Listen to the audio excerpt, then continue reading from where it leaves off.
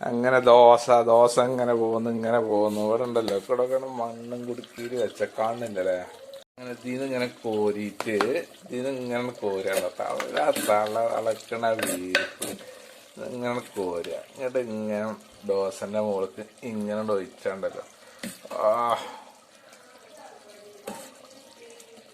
അടിപൊളി അല്ലേ. അണ്ണം കൊടുക്കിയില് വെച്ചുള്ള ഇങ്ങനെ അടക്കുക, അതിങ്ങനെ പോരുക, അതിങ്ങനെ എടുക്കുക, അതിങ്ങനെ പോരുക. ദോശയും ബീഫും ഇങ്ങനെ പോകും. ഇങ്ങനെ വന്നിട്ട് ഇവിടെ വെക്കും.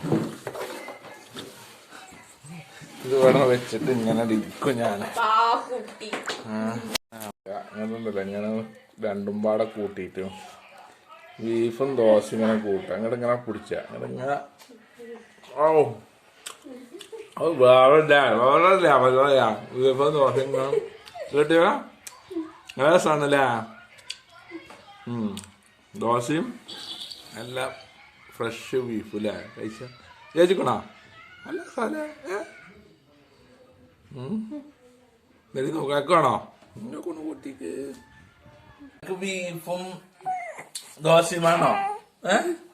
എനിക്ക് ബീഫും ദോശയും വേണോ? വേണേ